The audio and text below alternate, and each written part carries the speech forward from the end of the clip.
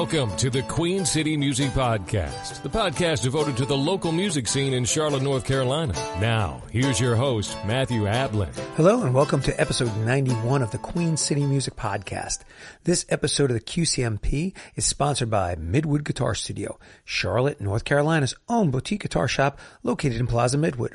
Midwood Guitar Studio not only has the finest selection of boutique guitars, but familiar names like Fender, Martin, Taylor, Two-Rock, and many others. Whether it's a guitar, bass, amp, effects pedal, or a much-needed accessory, the knowledgeable and friendly staff at Midwood Guitar Studio will help guide you in the right direction for your next purchase. And Midwood Guitar Studio also has a luthier on staff for all your repair needs. Visit their website at midwoodguitarstudio.com or stop in to see their unique shop at 1517 Central Avenue, Charlotte, North Carolina. By the way, if you have a business and would like to become a sponsor of the podcast like our friends at Midwood Guitar Studio, drop me a line at qcmusicpodcast@gmail.com and I'll discuss all the information with you. And if you enjoy the podcast, drop by MatthewAblin.com, where you'll find my upcoming performance dates, social media links, original music, and a host of other information. This month on episode 91 of the QCMP, I'm speaking with self-trained composer Sean Smith. Sean has an interesting background as a metal musician with a foot in the classical realm. His first symphony, The Wolf, is set to be performed on October 24th by the Charlotte Civic Orchestra at the Dale F. Halton Theater. A symphony is quite an ambitious work for a composer, especially a new one when it's the first piece they have ever written.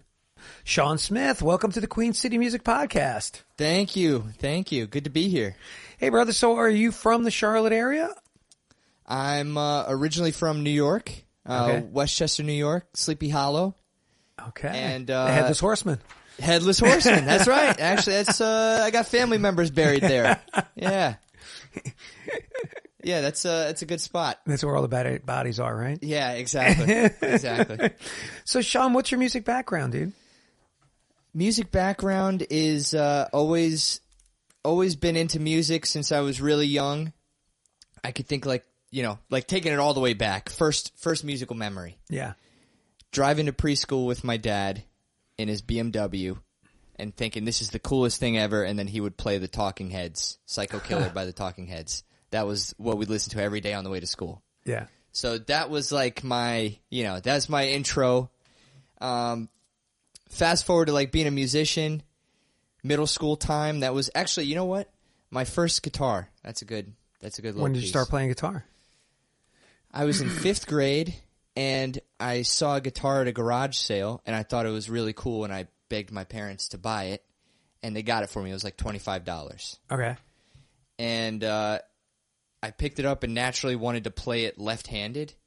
So for years, I would just kind of strum on it left-handed, but I didn't know how to play it until, middle school came, and then I got into, middle school band, saxophone, all the basic kind of your basic entry into, music that way. Yeah. And then later on, picked the guitar back up again, and then a kid in the neighborhood taught me to turn my guitar the other way. Okay. And so then that's when I started playing. But it's funny because I kind of look back and think man, some of the best players played left-handed. Yeah. I wish I had stayed that, Well, it's funny. I teach guitar, or used to teach guitar a lot. And I always, even if somebody was lefty, I made them play kind of righty because lefty, you think it feels natural, but all the tough stuff is in your left hand. Yeah. So, you kind of doing yourself a favor by playing, lefty because the right hand is just going up and down, up and down, up and down. Yeah. And I always, people are like, well, that doesn't feel right. I'm like, have you ever seen a left-handed piano? Yeah, right. Have you ever seen a left-handed violinist? No, you're playing instruments with two hands, no matter what you do. Right. So, and I think it's easier to play righty because most of the instruments you find are going to be, built for right-handed players. Yeah. Yeah, I mean, the world is built for the right hand. Yeah, the dominance. But much to your point, yeah, I mean, there are some great players, Hendrix, McCartney. Jimmy and Kurt Cobain come to my mind. Right. Yeah, Paul McCartney, obviously. I mean, freaking genius. But they're fewer and far between than you would think. But you wonder, like, are they using a different part of the brain? That's what I've always wondered. I mean, it's possible. So, like, are they, like, the whole logical, creative, depending on what side? And I'm like, I just wonder if they were, I mean, yeah, well, some of them were tapping into drugs why is somebody left-handed and one right-handed? I mean, I don't know. It could be as simple as, hair color. Why is somebody's hair color blonde and one black? I don't know. Right. Does it have to do with genes? Does it have to do with family, how you learned something? In your environment? I don't know. Very cool, man. So you started playing guitar. Did you study formally? Did you have some guitar lessons? There was a kid in the neighborhood who actually, he lived in the house behind me, and he had his parents had a whole studio set up in their house. And so he brought me in, and I think I did 2 or 3 lessons with him. Okay. And it was really more like an orientation. Had a lesson studio in their house? No, it was like a recording studio. Seriously? Yeah. They had this cool band, and they were older kids, so we already kind of looked up to them. Okay. But they had this cool band, and I remember we'd be running around the backyard, with our friends playing soccer or whatever, and we would hear all of a sudden amps and stuff turn on. And I remember one time they all sang that, Barbara Ann song from, and they all were doing the different harmonies, and I was like, that's amazing. Wow. But anyway, so that's where he played Under the Bridge on guitar by the Chili Peppers, and I was like, it was one of those moments where I was like, you're a magician. What am I witnessing? And then that was that was the start of guitar for me. So wait a second. So, all right. So you're growing up in New York. Yeah. You come across a guitar at a garage sale. Yeah. You get the guitar. Did anybody in your family play instruments that kind of piqued you, or were they musical? Everybody loved music, but nobody on either side of my family played music. Nothing. Weird. So my mom always loved the acoustic guitar and admired people who could play it, but she couldn't teach me and didn't know how to get me started on it.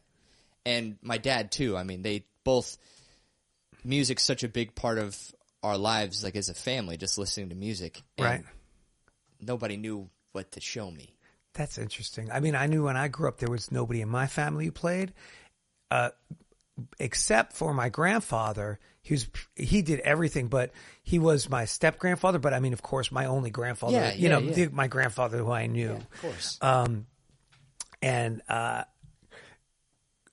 he played piano and sang, played accordion, played a little guitar. Dude. I mean, he did everything. And I remember him trying to show me piano when I was a kid, and didn't stick. But I remember playing. So when I started playing guitar, and I think his eyes lit up. He was like, he's into it. I like it. So. Oh, that's awesome. Yeah. So you were predisposed.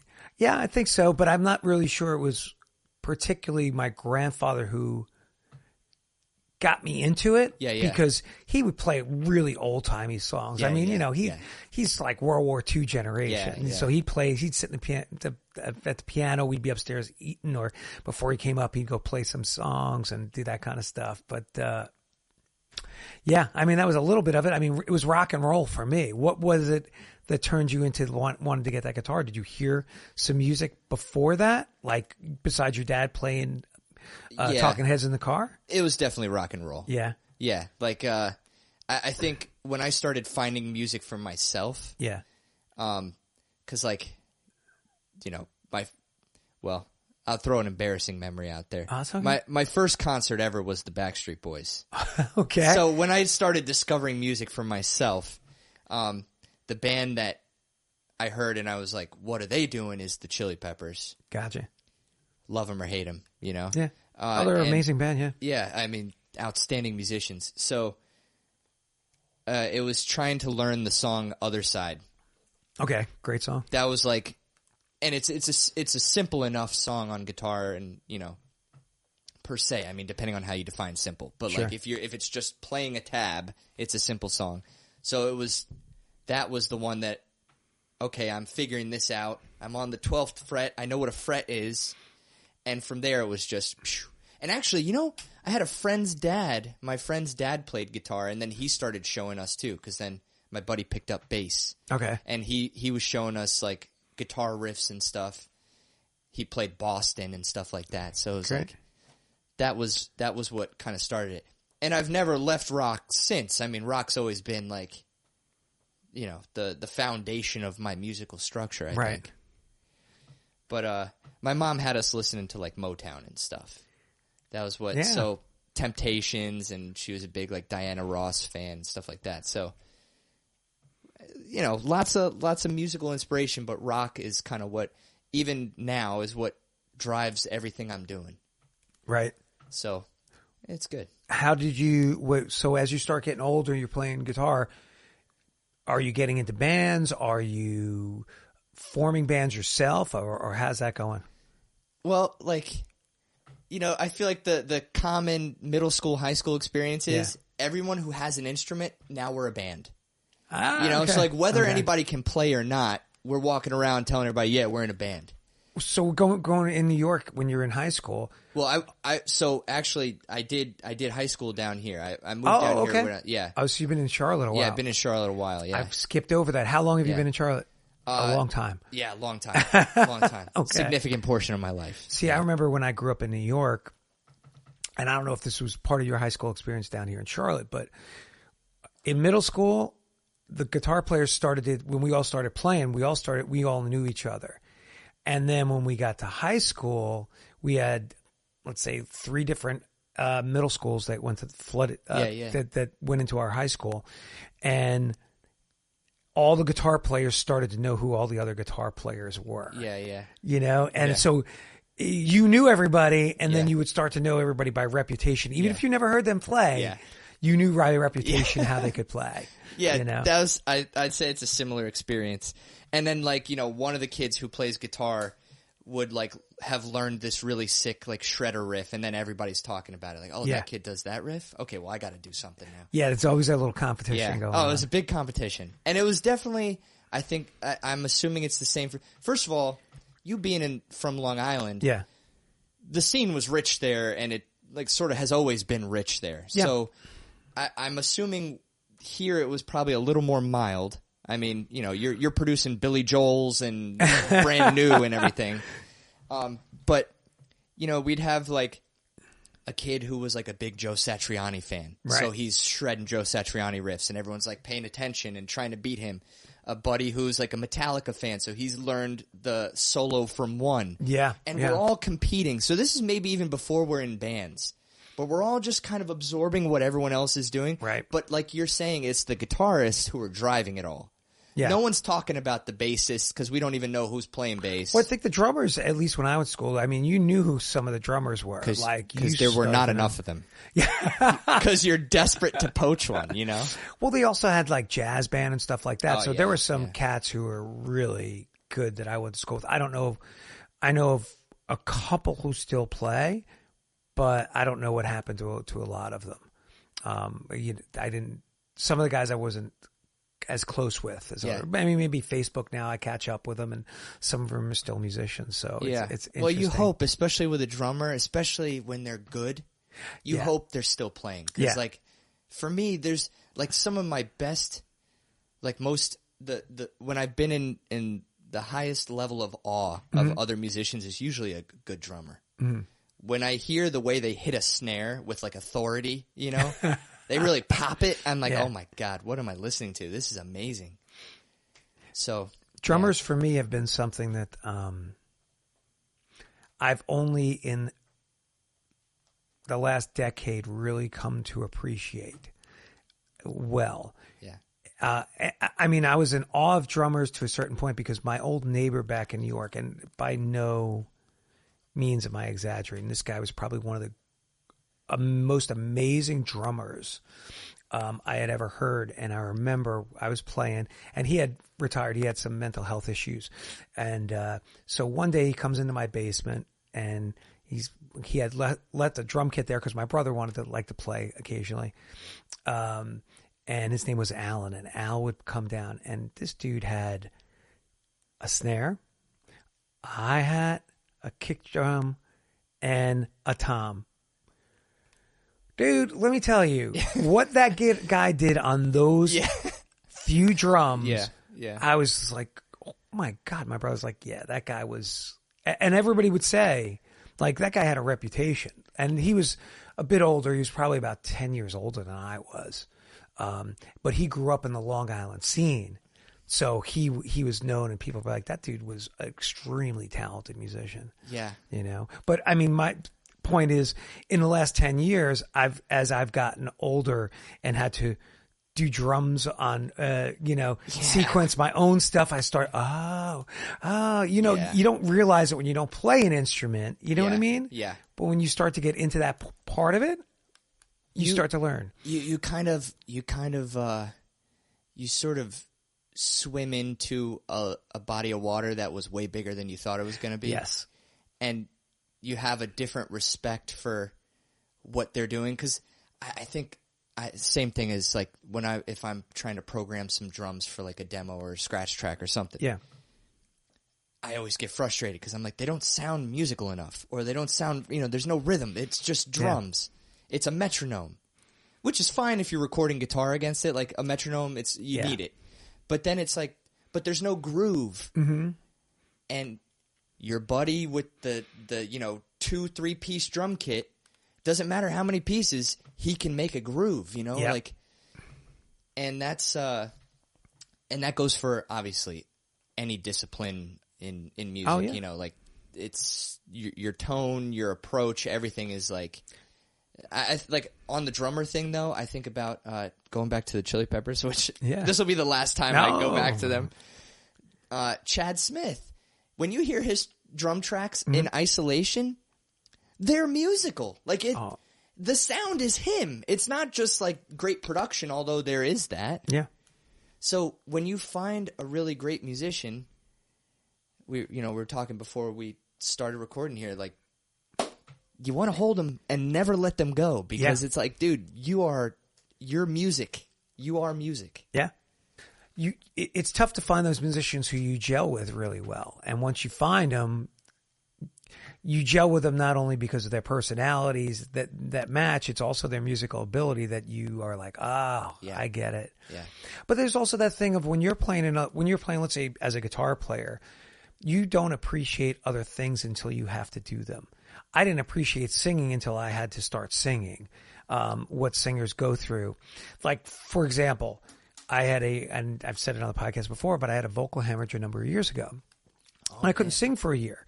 And I didn't realize in my head how much my identity had started to become wrapped up in singing and my voice as opposed to being a guitar player. My whole life I've been used to being a guitar player. Yeah. And then you start singing, you're like, oh, this is now part of me. And then you don't realize the upkeep of your voice, what you should be doing, warm-ups. Before that I was like maybe having a drink before I started to play, or while I'm playing. I didn't drink enough water. I didn't do vocal warm-ups. And then all of a sudden you get into that and you're like, oh. And same thing with drums. Like until you're forced to play with 4 limbs and do a groove, you don't really appreciate it the way you probably should. No, not at all. All right, so take us further, man. So you're down in Charlotte, you're doing high school, you're doing bands, and you're into rock. What starts to happen after that? Well, I think what started to happen was bands started forming, and over time some of those bands became very good. Okay. And so now you want to obviously be in one of those good bands. Sure. And my best friends growing up all picked up an instrument, so we had a band that we ended up kind of having for the duration of high school. Okay. And it got better every year. It started as a cover band, and then we would do like band wars. Mm-hmm. And then we progressed, wrote our own stuff, got better and better. So then there sort of came this point in time where the good bands would start playing shows around town. Yeah. And this is sort of in a landscape that, well, I don't want to say it doesn't exist anymore, but it's a lot different in Charlotte now. Mm-hmm. It was sort of like old Plaza Midwood times. Okay. So you'd be doing house shows at just people's houses on Commonwealth Avenue. Somebody would string up a bunch of red Christmas lights and move the couches and the band, and we're all right, And then, we played Tremont, R.I.P., Just lots of venues that aren't here anymore. So, but like it was this cool thing because now we've got a grasp of the music thing, but now it's like the performance thing. That's a whole different animal. Being comfortable playing on stage and like the type of music we were playing too. We're like headbanging and stuff, so it's like you can't be embarrassed to headbang on stage. But, you got to get into it. You got to get into it, but it can be a little strange if you overthink it. So anyway, that sort of progressed, and then that was at that point I was so obsessed with music that I was like, this is kind of the only thing I really. Well, I don't want to say it's the only thing I care about doing, but it's like this is my bread and butter. Yeah. This is the big part of me, so I'm going to do this forever. I think once you get bitten by the music bug, I don't think there's any going back. You can't shut it off. I think it's always there to some extent. Yeah. It doesn't mean that you have to play in a group or do something like that, but you always try to be music related, or you're really into it, listening, writing about music, right. Right. It could be something, but you don't just kind of give it up. Yeah. Yeah. And I think too, like kind of building on what you're saying here, your passion for it evolves over time. Oh yeah. And it is based on just, you as a person changing, but also the more things you kind of, stick your hands into now, oh, that's interesting. That's a cool element. And I think a lot of people naturally just want to get better at things. So, I'm going to dive deeper into this. For me, one of the big things, like, as I got older was, like, becoming a big gearhead, and diving into the details of finding tone and... Right.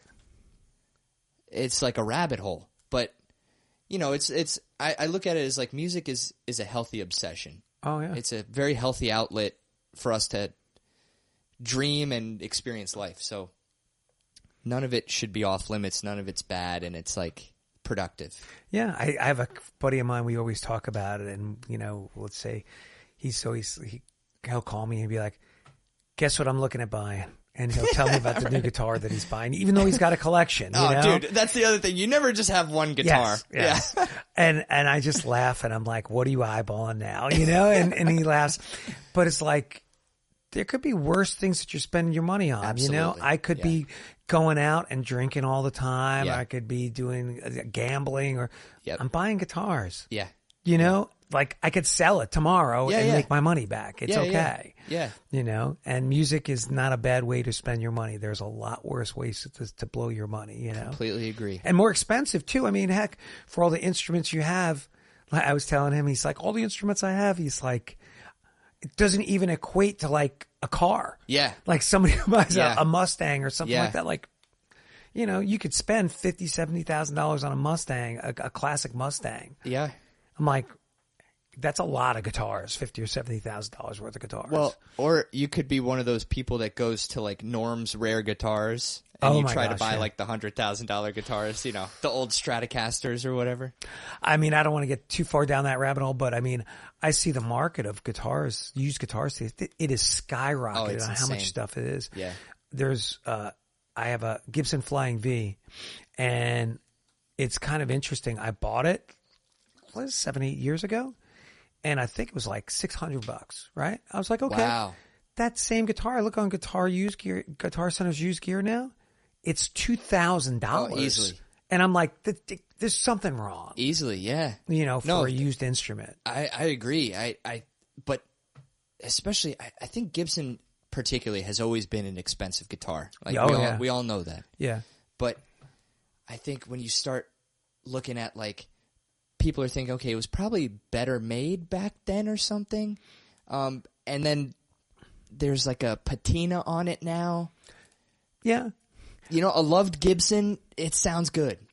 But I have this weird thought. I don't know if you have the same idea, but some legacy companies like Gibson and Fenders, I'm not sure that the younger generation of kids care as much about what's on the headstock as an older generation does, because the guys I followed as players, Jimmy Page, Jeff Beck, Blackmore, Iommi, all those guys, they played certain guitars, and those are the guitars I wanted to play. But the younger guys, they're following a younger set of players, like a Tosin Abasi, and they're playing different instruments. So they might not be so keen to spend $4,000 on a Les Paul as somebody who's a little older and grew up with that, influence. I think that's a great point. I will say, though, I do see one guy plastered all over anything Fender's doing these days, which is Mac DeMarco. I don't even know who that is. He's a you can't call him an up and comer because he's huge, but he's a young guy, and I bet he's moving a lot of Fender guitars. But it's interesting you bring up like Tosin Abasi. One thing that has like changed since I was picking the instrument up, there's like 16,000 strings on guitars now. Yeah. That's a whole different thing, Who even makes all these? Yeah. There's a lot of people doing a lot of different stuff. And it's not necessarily the guitar playing that you or I might have grown up with in a different set, what the guys are doing. I mean, if you watch a Abasi play, I mean, he's just a monstrous player, but I mean, all the stuff he's doing with his hands. Yeah. And then there's the other guy, I forget his name. The kid from Polyphia? Yes. Tim Henson? Tim Henson. And he's an amazing player too. Yeah. But it's got to be something that, to me, pushes the music. Yeah. So you have to like that style. Yeah. Almost like listening to a Dream Theater. You have to like that style of music to kind of get into their guitar playing. Yeah. Yeah, absolutely. So for me, I mean, it was easy to fall into Zeppelin and Black Sabbath and that kind of thing. It's like, that's the kind of playing I liked. Yeah. Bluesy rock. And I think, at least for me, that's where, whenever I listen to players, that's what my ear goes to. Yeah. But maybe there's a younger generation who, they hear Polyphia or an Animals as leaders and their ear goes to that. And it's like, oh, that's what I'm attracted to. I definitely think that's probably, I think you're onto something with that. Also, I know that like Tim Henson, talks a lot of smack about like the old way of guitar playing, let's say, if we're calling Led Zeppelin the old way of guitar playing, which it's a timeless way of playing. But anyway, he talks a lot of smack about it. He's like, that music's dead, whatever. So there's also this sort of attitude, I think, about playing a different way. But I feel like that's rock and roll. Rock and roll, like a saying that I like is "kill your idols." Yeah. I don't mean that in any literal sense, but like, you can have your influences and then you want to like just do something that's so different or, so disrespectful to tradition even, because it's like, no, I'm doing my own thing. That's rock, you know. But what you can't tell is the future. Yeah. So case in point, I was teaching guitar quite a long time ago, let's say 20 years ago, back in Cleveland when I lived there. And I remember one of the kids, when Green Day was really had blown up, they brought in Green Day song, and me being the old fart I was, I guess at that time, musically, I was like, this music's, nobody's going to care about this band in, 5 years. And they're like, these guys are great. And I'm like, okay, kid, Yeah. And Green Day's still around and they're still pumping and people still love their music. So I guess it remains to be seen. Whatever Tim Henson says, well, that you may think it's dead. Yeah. But what's old is always new again. And nobody may be listening to you in 20 or 30 years. Come back, let's see where your music is. Yeah. Nobody might care. Yeah. And that's not to slight them. It's just, somebody might not care about your music. You may become a footnote in history. Yeah. And you might say, oh, Led Zeppelin's dead. Well, they're still selling albums. Yeah. They've got an EP. Jimmy Page is having them put out an EP. Really? Of some live stuff, I think next month or at the end of the month. Awesome. So, I mean, it just keeps the name alive. Yeah. Same with other bands. I mean, The Who's still pumping all these years later. Yeah. So it's really interesting. So anyway, you're getting into metal stuff. Were you recording? Did you start getting into recording as a kid? Yeah, we actually, I got into it on my own again. I had this piano, this electric keyboard thing, and my brother and I would like when we were playing with Legos or something, we'd have this piano stood up and we'd just listen to the songs that play. You know? That was our radio. But I learned you could plug it into the computer through like this input, and I think it took it down to like a quarter. I don't remember what input it was. It takes it down to, and I was like, oh, that's interesting. And I got Audacity, which was like your free DAW back in the day, maybe still is. And I tried to like dissect "Evil Woman" by ELO. Okay. And I recorded every part that I could. That's great. The keyboard even had a tone bank, and I picked drums, and so I'm using the keyboard to do the drums. And then that was how I started learning how to multi-track. I just dissected "Evil Woman" on Audacity, and I was like super proud of it. And then I tried "Roundabout" by Yes, and that was a whole different story. I had a friend when I lived in Cleveland, Ian, and Ian used to do that with, I guess he did it with other songs, but he would always show me the Beatles songs he did, and he would dissect them, and he would re-record everything like part for part. Yeah. And, with him singing, I was like, dude, that's amazing. I never got into recording till much later in life. So what age did you start getting into the recording and doing Middle that kind school. of stuff? Seriously? Yeah. Damn. Yeah, and then in high school is when I really started to do well with it.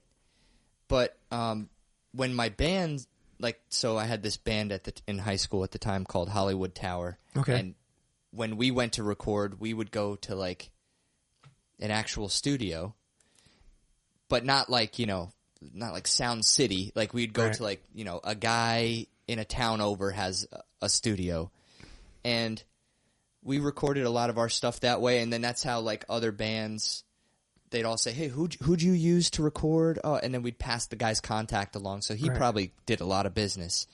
But then that was like you start to learn about doing it with like a degree of professionalism. Yeah. And you learn what options are out there too. He had a bunch of like outboard gear. So like we're going in through like a tuner, an EQ, a compressor, all this stuff before we're getting to the board. And I'm like, so I'm learning, and then like all the lights, and I'm just like loving that. Oh, you're using a different microphone for the guitars? So that sort of became like a parallel obsession for me. And, I worked my way up through like GarageBand and then Logic, and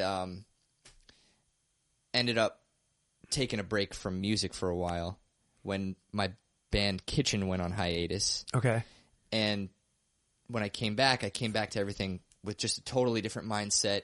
I had a lot of years of like, professional work at the bank. I work at the bank. Mm-hmm.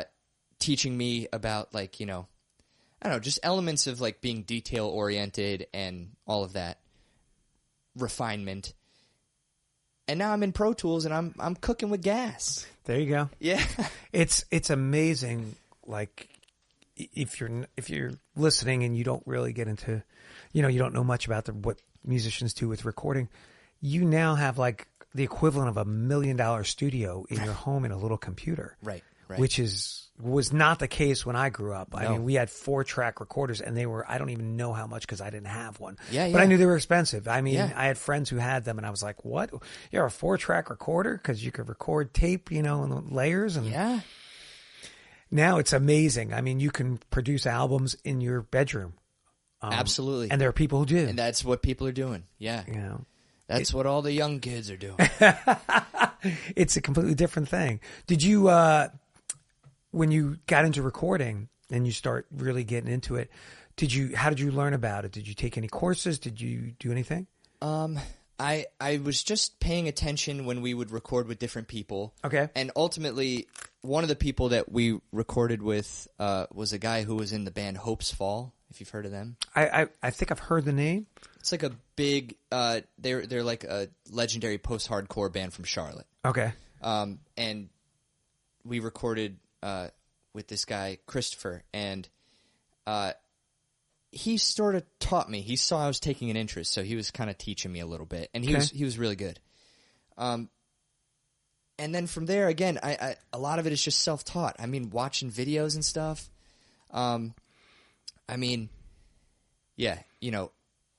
one of the guys I loved to listen to interviews from or watch was like Eddie Kramer, talking about recording, All Along the Watchtower, which is my all-time favorite song and recording, and about how like you can just be creative with, because you think like when you're new to it, you don't realize you can be creative in the recording process. You think you point a mic at something or you plug your guitar in and you play. And it's like, but you can do more at every stage. Yes. And it's a lot like cooking. I think it's a lot like cooking. Like you're making a sauce, you're putting in a little bit of salt, a little basil, you're doing everything to taste. It's not going to come out the same any particular time you make it. Sure. Because everything is, based on how many tomatoes you got in the mix this time or whatever's going on. So like recording is sort of the same. I find it sort of gives you the same level of freedom. Like, oh, I want to really like pump up the heat with the preamp on this thing, and then let's see what we could do. And Kramer, one of the things he said that he did that just like blew my mind was like, and maybe this is standard, and just because I'm teaching myself, it sounds crazy, but he put like a Neumann KM84 on the neck of Jimmy's guitar when he was recording the 12-string part. And it's like, who would have thought to put it on the neck? What are you getting from the neck? Like, you put it at the sound hole? Right. No. Well, you're getting texture from the hands and the snap from the neck. Oh, you can do that? Different places. You could put two mics and put one at the sound hole and then one closer to the neck where your hand's going, And then, you could put one in the room. Yeah. And you get a distancer, There are no rules. Yeah. And recording is different than mixing and stuff, I think. Oh my God, totally. When I finally got into it, I bought a book for Pro Tools when I started on Pro Tools, and I tried to read the book, but I had nothing to record, so it wasn't like I wasn't getting into it. I mean, when I started, I wanted to just record me playing classical guitar. Yeah. And that didn't happen, and I was like, okay, and then I kind of would put it to the side. And then when I really started to get into it, I went and took some classes down at CPCC. Nice. And I wanted to take more courses, and I wanted to take them over at UNC here in Charlotte. But they kind of made me mad because they were like, oh, you can't just audit the classes or come in. You have to get a degree. And I'm like, I've already got 2 degrees, or 3 degrees. I don't need to come here to take another degree. And just I see for one of those degrees up there, and I'm like, come on, you're not going to let this man use your building? Yeah. Come on. I was like, I just want to come in and take the classes. This guy knows what he's doing. It's just stupid. So I actually was like, okay, I blew them off. I took courses down at CPCC. And then what really tripped it is I found a dude on YouTube. Yeah. And after following his stuff for a while, I started buying his courses. And opened up the world to me taking this dude's courses. Like, it was just shout out to Home Recording Made Easy because they did a great job. Dude, did he have a blog? Yeah, had a blog. I used to read notes on his blog about like fantastic. what the order for your signal chain and stuff. And I was like, again, you could do whatever you want, but maybe EQ before you compress or whatever. Dude, I mean that's what it is too. You kind of hit on like something that's like when you said you didn't have anything to record at the time you were reading the Pro Tools book. Right. Which, by the way, that's a dense book that no one wants to read anyway. Yeah. But like, it's sort of like you learn these things when you have to. Right. Like talking about how we said, you get this new respect for drummers or anyone else when you're the one who has to do it. Yeah. Even in my own life, when like I've got my boys and, there are certain things that my wife does for them that now they're if she's not here for whatever reason, which she's always around, she's always with the boys. Right. But if she's not around and now it's on me, I get a new respect for, I see why you're stressed out. Yeah. They're being crazy guys right now. So it's like, but I think you need it's necessity is the mother of invention. You need to be in a situation where you have to figure it out and quickly because you're doing something you care about. That's when you learn, I think. Yeah. And I think the thing with it is you come to it when you're ready. Yeah. Right? Yeah. But there's also the one thing I love about being a musician is you have to have a fearlessness of like, you're not afraid to fail. Right? For sure. Because there's a learning barrier. Yeah. Like, you are not going to pick the guitar up and be Jimi Hendrix overnight. For sure. You are not going to walk into a recording studio and record the White Album, Right. On your first try. Yeah. It just doesn't happen. You'll have to do it over and over, and it gets better and it gets better. And if you're willing to, I heard this from somebody else. It's not my original idea. If you can embrace the suck. Yeah. That's like the Navy SEAL thing. Yeah. You can embrace the suck. Yeah. You'll get better. But if it scares you and you're just, the first time you fail at something and you're like, I can't do this, it might not be for you, I completely agree. And you're getting on like purpose here now. This is like purpose stuff, because embrace the suck. You can apply that to anything you're doing in life, Absolutely. But with music specifically, it's like, I don't know, maybe what I want to say is, if you've ever wanted to learn guitar and you're on the fence because it's such a commitment and you think, I can't do it, you got two people here that are like, put in the time and you'll get there. And then I think guitar, there's a certain point, I don't know when it comes, but when you get to a point where like it's automatic, you rip, and that's your natural state, everything else is like easy and possible. And it's totally worth putting in those years when you think like, I'm never going to get past this. I'm never going to be able to play this riff. I'm never going to be able to make my fingers do what I want them to do, I heard B.B. King on an interview say something about, he was talking about Django Reinhardt. Mm-hmm. Awesome, legend. Genius. Hero.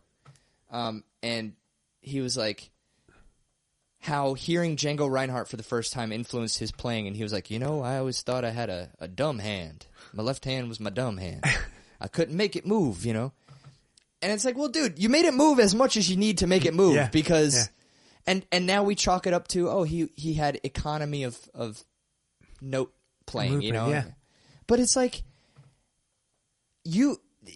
It's worth the struggle. It makes you a better person, and it translates into everything else you do in life, because you have the mentality of, if I stick with it, we can do it. And that's important for life.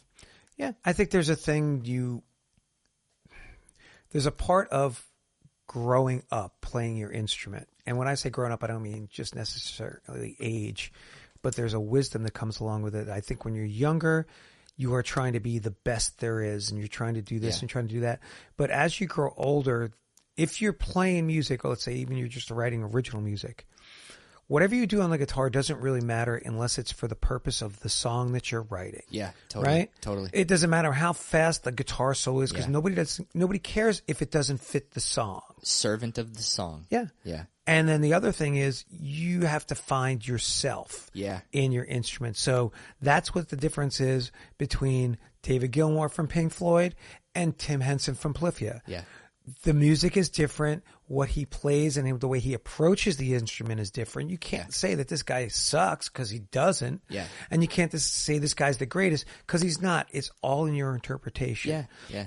Gilmour, or somebody who plays slow, a Gilmour or a B.B. King, may not be Yngwie Malmsteen or, Tim Henson from Polyphia. They're just different animals, and that's their voice on the instrument. Yeah. And a lot of people don't realize that. Oh, that's such a great point. So, and it's like, I feel like the process of self-discovery, playing guitar or playing music in general, is like so much of the fun of it. Yeah. Finding your voice, especially because then, I'm assuming it's kind of similar across the board, but once you do kind of start to hone in on your voice, it's because you're kind of ignoring everything else. Yeah. And you're just putting yourself out there as honestly as you can, and you're quieting any kind of critic that's self-editing or like, what are people going to think? Is this cool or not? Doesn't matter. Yep. Is it a true expression of what's coming from inside? Yeah, perfect. And that's why everybody's is different. Yeah. And that's so fun. That's like the space we want to live in, Yeah.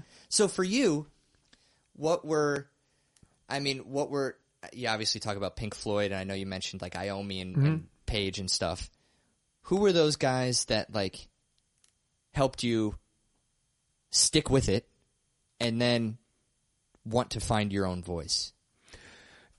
For me, it's kind of weird because, I grew up with all that early classic rock influences, and I loved a lot of different players. I mean, even as I got a little older, I got into metal in my late teens, but then I stopped and I went into classical guitar because I wanted to go to college. So I started studying classical guitar, and that was a whole different animal. Yeah. And then you're not dealing with just, how do I say this in a certain way?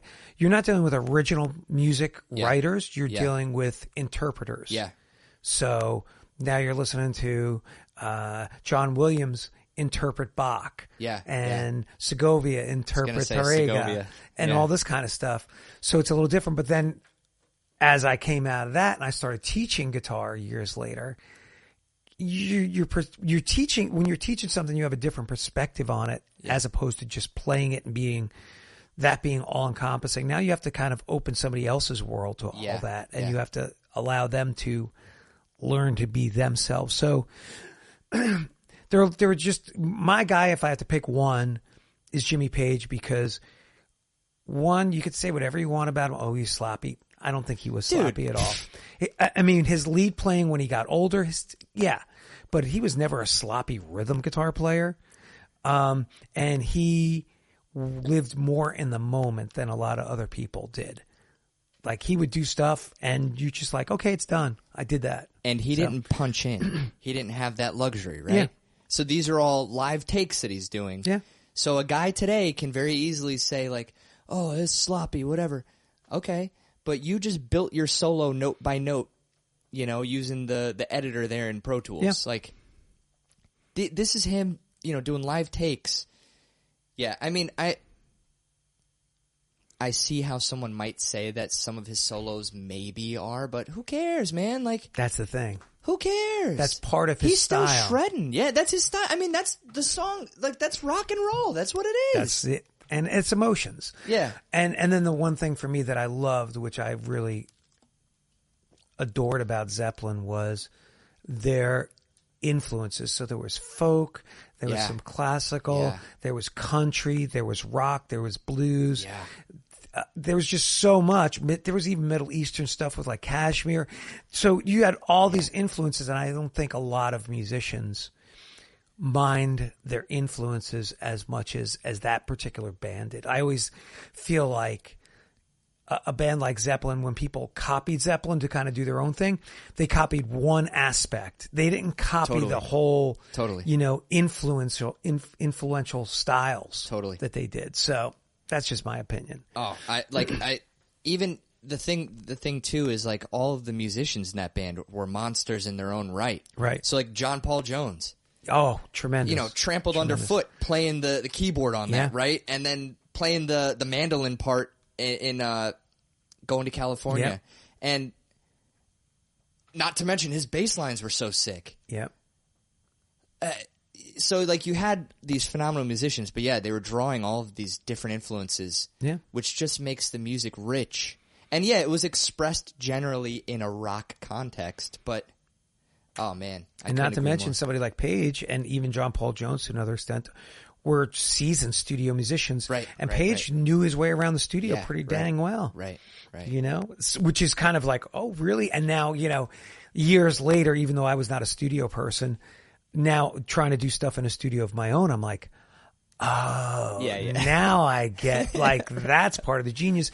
And you don't think about it now, but you're like, that's 50 years ago they're doing all this stuff. I know.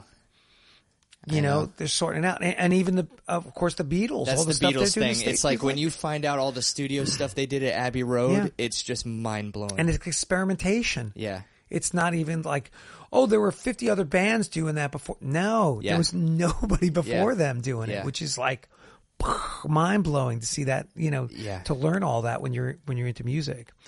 And that's part of the problem of it today is, being which I want to get into talking with you about it, but being a musician, if you're into playing and performing and doing your own kind of stuff, you're everything today. It's one of the struggles. You are a musician, you're a performer, you're a teacher, you're a promoter. Yeah, you're a marketing guy. Yeah, you're everything today. It's kind of insane. Yeah, it is. So let's skip forward a bit, dude, because I'm really curious about this aspect. Yeah. So I know you said you had gotten into bank stuff and you're doing business stuff. But in 2019, You run for the Charlotte City Council. Yeah. All right. So, first off, what was the intention of running, and did you want to get into politics? Because I know most musicians shy away from getting involved in politics. Yeah. They'll voice their politics, Yeah. but they don't get directly involved for the most part, except for maybe Sonny Bono. Yeah. Right? Yeah, that's an interesting topic. So, at the time, I was unhappy with the line of work that I was doing. Okay. After college, I had an internship with the U.S. State Department. Oh, wow. And I was stationed in Italy at a consulate there in Milan. Okay. And I was like, this is definitely what I want to do with my life, be a foreign service officer. And then I came back, took the test, didn't pass it the first. I mean, I didn't. Let me say this: I passed the written part, but I didn't get beyond the experience part where you write about. It's called the oral part. I took it like 2 more times, still couldn't get past that, and so had to find work, and I started basically being a web developer. That was my path into my professional career now. And I was doing it out of necessity because I had to make my own money and move out of my parents' house. I was totally not excited about doing it. And fast forward now to 2019, it sort of came to a head, and I was like, I'm just really unhappy in this particular career. I want to make a change. So I thought maybe I'll go to law school. So I took a practice LSAT, did really well if I say so myself. Right. And I was like, okay, I could go to law school. And then at the same time, I was like, but if I want to do something, the reason I'd go to law school is to make a difference, whatever that means. Sure. And I said, at the same time, somehow I acquired a copy of this book called Run for Something. Mm-hmm. And it gives you sort of like a play-by-play on a practical guide to getting involved in politics and running for a particular office. And it's focused on local offices. So city council, school board, stuff like that. And so I'd said, you know what? I'm going to do that. I'm just going to go for it because I'm desperate for a career change, and I want to, use my waking hours in life to do something for the world. So Gotcha. And it was a heck of an experience. It was something I don't think I'll ever do again. I went in as an idealist, and I came out kind of a pessimist. And I could expand on that a little bit, but yeah, please do. I mean, I don't want you to feel like you got to slag anybody, but I mean, No, if you watch the news, you know that politics is a dirty business, and it is. It doesn't matter what side of the aisle you fall on. That's exactly it. And it's also, I'm a very logical person, which is why I think I do well with music, why I think I would have done well if I chose to go to law school. I'm very logical. Mm-hmm. And when things don't make sense to me, I'm dead in the water. Right. So for me, one of the things that didn't make sense was I have policy positions. So like my big, I would say the big thing that I wanted to have an impact on was how development happens in the city of Charlotte. I felt like at the time, my gripe with the council of that period was that they just kind of greenlit developments willy-nilly. And with no plan? In some cases with no plan, but in some cases they had the transportation-oriented development plan, or transit-oriented development plan, TOD, as they called it, which was like focused on making it easier, trying to incentivize development along the light rail. Okay. And that's cool. That's great. But I wanted to see the city sort of have this round shape to its development as opposed to just down the light rail, and a round shape that would eventually make the city more accessible from any let's say, any corner of the city. Right. You know, the way that like a medieval city in Europe is. You can walk out your front door no matter what neighborhood you're in around the city, and you can get to the city center on foot. That would be like a dream state for Charlotte, and it's possible because like the way the Beltline is shaped and the way 485, it's round, right. So we could sort of build inwards. Anyway, so my hope was that like we could step back, take a more strategic approach to making it accessible for all neighborhoods. You know, like historically, the West Side was left out of a lot of development. Still kind of is. You want everyone participating in the city. Thought I could have an impact there. I had policy positions. Also, renewable energy was like a big thing for me. And at NC State, I studied nuclear engineering. So nuclear power, I think, is a fantastic thing. So I was like, what's our you know, sort of environmental plan here? Mm-hmm. And a lot of it came down to like, well, it's the source of the power generation, Duke Energy, you know? They need to be willing to take coal plants offline faster than they are now. And I thought maybe we could have something where, like, you know, we do some sort of small tax increase and we're subsidizing getting the plant offline sooner, because they wanted, some of the candidates were like, we should have clean electric buses. Okay, but that's going to increase load on the coal-fired energy production. So why don't we fix that first and then go to electric buses? Okay. So I'm coming in with all these sort of what I think are logical positions. They're falling on deaf ears. I'm staring at like blank faces when because what you don't see is, even for a local election, you're going to 2 to 3 events a night, talking at candidate forums, and right. You're trying to convince all these people to vote for you, and it becomes this contest of like, what do you want to hear to vote for me?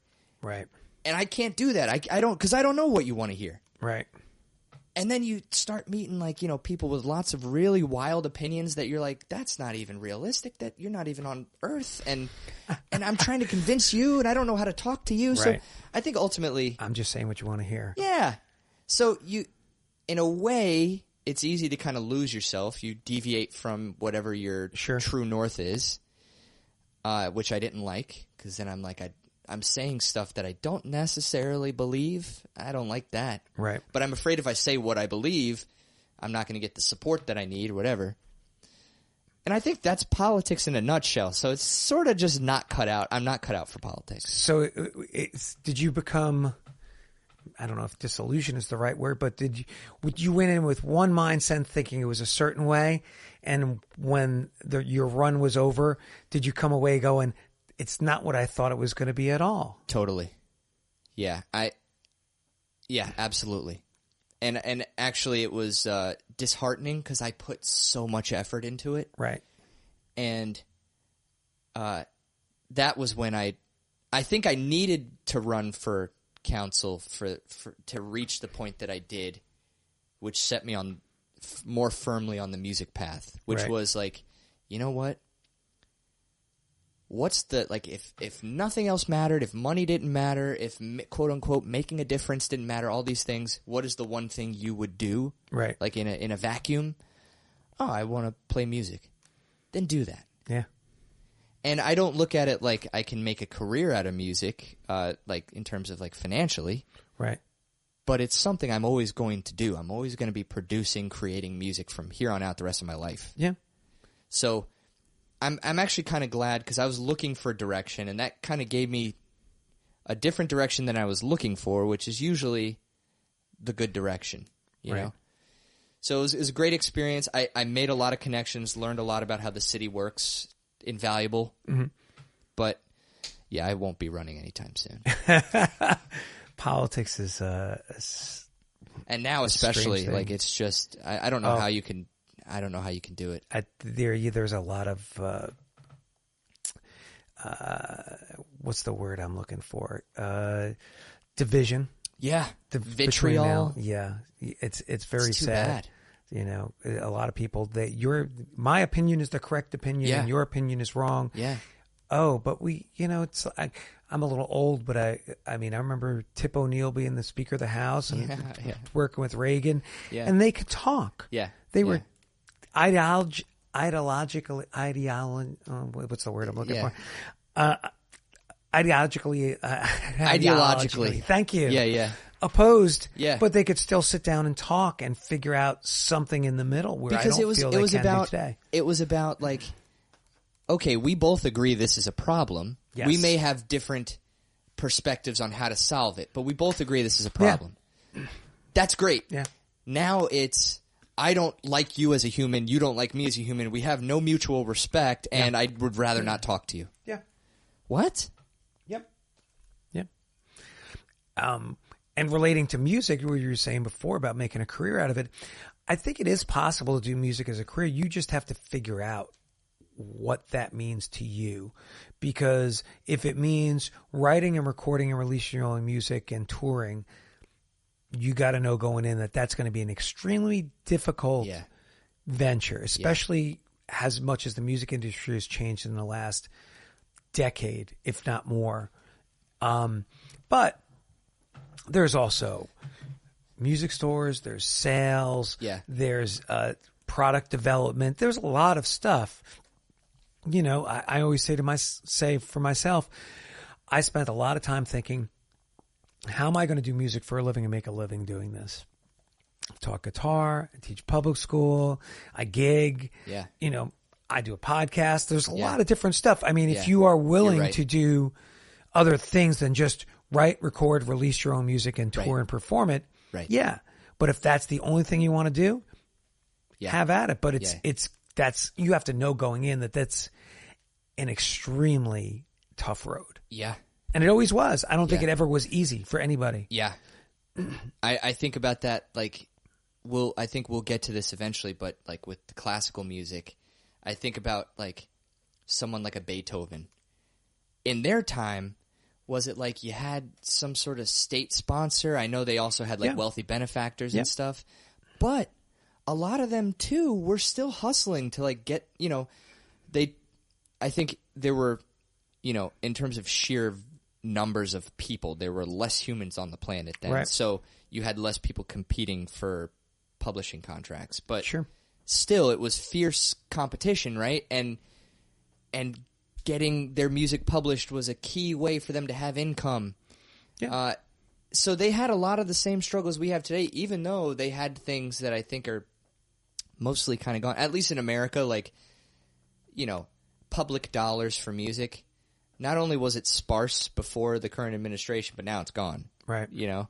So I wonder if it's kind of always been a and I mean, even go back to like the what were they called? The raconteurs, you know, and like Middle Ages, and I'm looking at an oud, but it looks similar to a lute. You know, people who were playing that stuff. Yeah. You were either in the king's court or you're out on the street just jamming. The way I think about it is this. There was a golden age of music where musicians could make a lot of money. That age was probably about, let's say, the mid-1950s to about the early 2000s. That was the golden age for writing and recording and touring your own music. Now things have changed. Musicians always, I think, it was always a struggle at some point, but you did it. Now the problem is that music is everywhere. Yeah. And it's free. Yeah. You know, I mean, I remember being a kid. If I wanted to hear music, I had to work for it. Yeah. Like I had to turn on the radio. Yeah. And I had to wait to see what they were going to play. And get a cassette tape in there. You know, and hopefully, record. And you always miss something at the beginning, you know, because the song would come in and you miss a piece of it. Yeah. Or you had to buy the recording. Right. I mean, that was really it. Right. And then, of course, streaming comes in and you've got people sharing files. So now you've got whatever songs you want at the tip of your finger, because I shared it with you on my Pirates Bay, website, and everybody could download everything and you could have a billion songs. Not that you ever listen to it. Yeah. And now you stream it, it's for free. Yeah. You know, and music, I think Joe Bonamassa said it best. He said, you've become a t-shirt salesman. Yeah. At this point, the music is to get you to come so that you buy the t-shirt so I can make money off my product. Exactly. Not the music. The music is just the sale. pitch, basically. Yeah. Which is kind of crazy. The music is the marketing material. Yeah. That's crazy. I kind of hope it swings back, but I mean, I'm not sure how that's going to look at some point in the future. Yeah. I mean, it's hard not to like sort of find yourself in with the cynical position of like, at least for me, I think like a lot of the bad things about the world have been brought forth by the internet. But then it's like, yeah, but a lot of the good things have too. You have to remind yourself. And then you also kind of have to remind yourself that, like, internet or not, take everything away. We're the same as we were 1,000 years ago, 2,000 years ago. Yep. Same, interpersonal drama, same goals, hopes, ambitions. Yeah. We just know a little bit more, I think, in some ways. But yeah, I think personally I look at it like the writing, the recording is 90% of what I want to do. Right. So I guess I've just sort of accepted that I'll never make any money off of that. The other stuff, with my day job and all this, I don't have all this time. Sure. So I developed a personal philosophy to help with my artistic work. I wrote like a little 30-page manifesto document. And I keep it with me to remind myself, like, okay, why are you doing it then? Mm-hmm. Because sometimes, like, you can, if you need to make money with it or you want to make money to cover expenses for something, you can kind of, as I said with the political stuff, you can kind of get pulled off track a little bit. Now you're doing it for the wrong reason. Yeah. So this document keeps me focused on why I'm doing it, what I want to get out of it, and trying to be realistic about you're probably not going to recoup any investments you make. And that's okay. Yeah. Because that's my sacrifice for the art. Like we said at the top, this is what I want to spend my play money on, Yeah. So if it goes, it goes. It went to something good. Yeah, but you're doing it for yourself.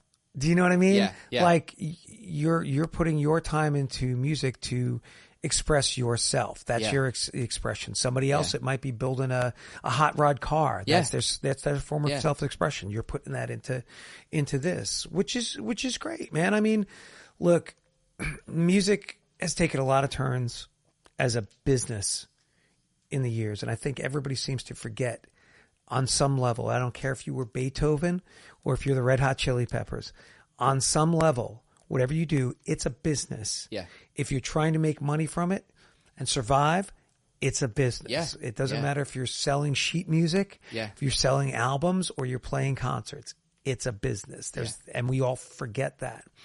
But I think one of the nicest quotes, which kind of rings true today, is from Rick Rubin. Yeah. Producer. Love Rick Rubin. Rubin, I had seen a interview with him. I'm not sure where it was from, but he talked about how music doesn't have to be everything for you. Yeah. You don't have to make your living entirely off of music. Yeah. You can do something else for your livelihood, and music is your retreat, and you create. Yeah. Totally. When you come home. Totally. It doesn't make you any less successful or meaningful or purposeful. If you do it because you love it, that's what's important. It doesn't have to be everything for you. I couldn't agree more with that. And also, pretty much everything he says, I couldn't agree more with. He's a guru. Yeah, I mean, love him or hate him, there are things that hold true today. I mean, you do not have to do music. Doesn't have to be everything that you do, because it is a grind. Yeah. On my last podcast, we did a music business roundtable, and we talked just a little bit about burnout, and the musicians, Pam Taylor, Ephraim Summers, and Nicholas Rose. We talked about how at different points we got a little burned out doing this, because people don't realize it. There's a grind to it. Whenever you're doing something for a long period, it's going to happen, man. Yeah. So, all right, let's jump into some positive stuff. Let's do it. So you have come out of the city council. Yeah. Experience, I should say, city council experience, and you have two releases that you do with a metal band. I'm not even sure if I'm going to get this right. Is it Sean Haldino?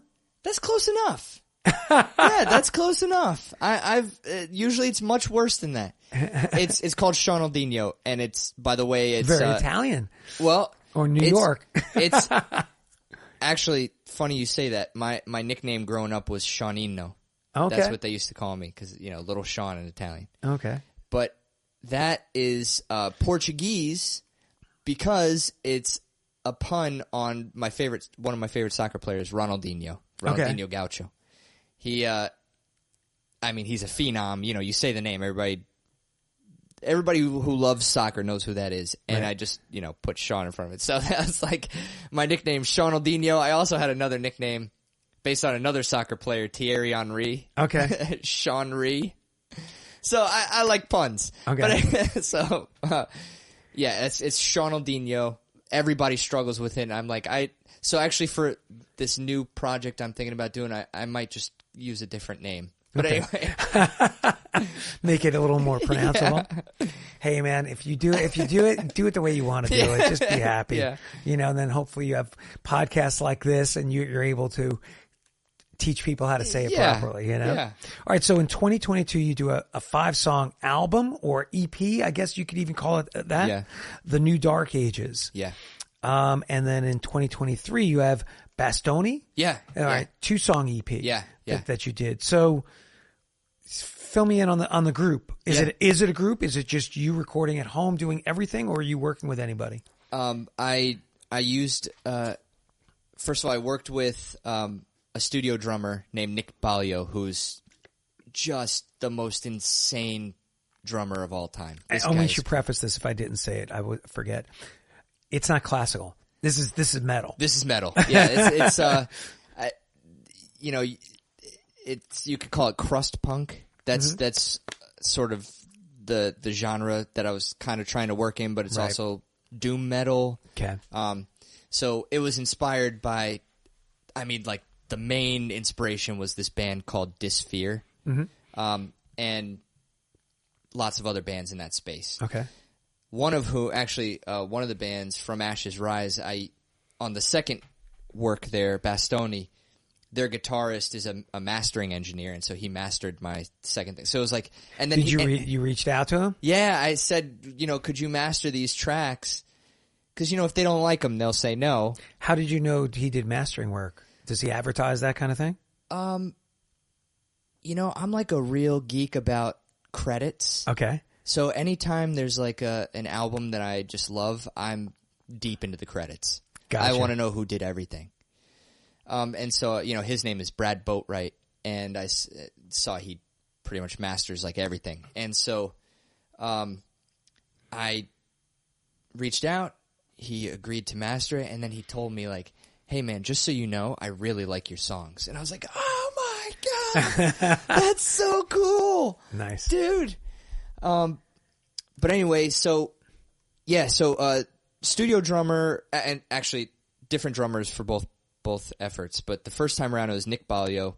I recorded at Warrior Sound in Chapel Hill, North Carolina. Okay.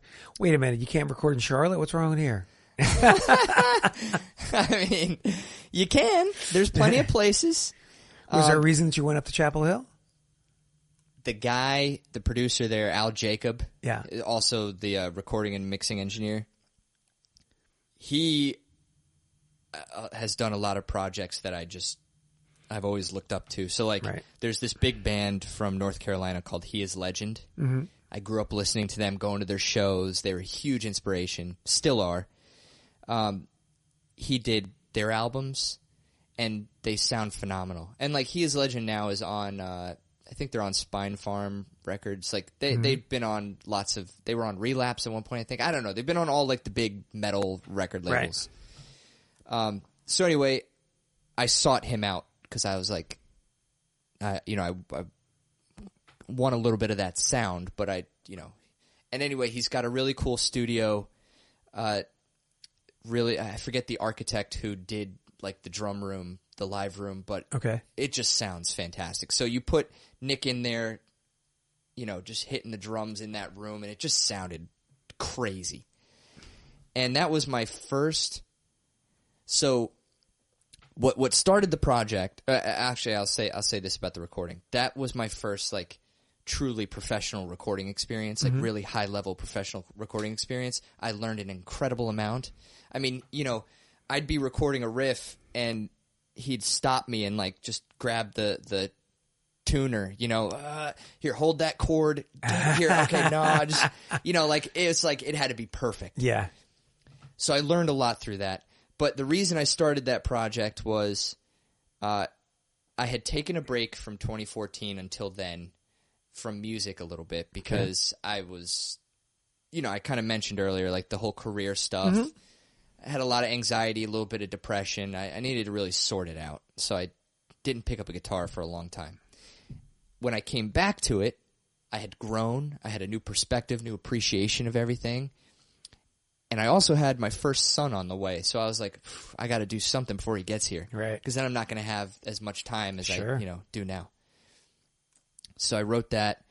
And it's funny because it's called The New Dark Ages. And it's perhaps clearly or not a commentary on how I think we're kind of in a new dark ages in a way. Right.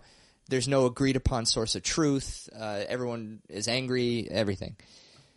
And it was kind of like a response to the running for city council thing and also That's great. everything that happened during COVID too.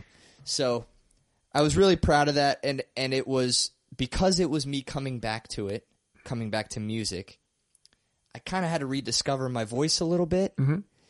And one of the reasons I enjoyed the death metal avenue there is because I know a lot of people don't like death metal. Right. So I'm not trying to please anybody. You're just doing it for you. I'm just doing it for me. There you go. So I'm finding my real voice. Screw everybody else. If I'm the only person who likes it, that was my goal. And I wrote some cool stuff, and a lot of people liked it, actually.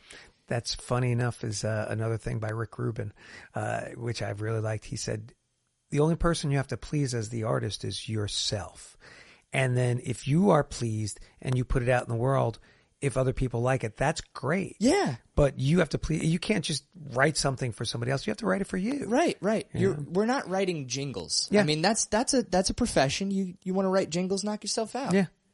But yeah, that's that. I mean, also I just want to point out Rick Rubin's done like so many of like in my view legendary records that like I grew up listening to.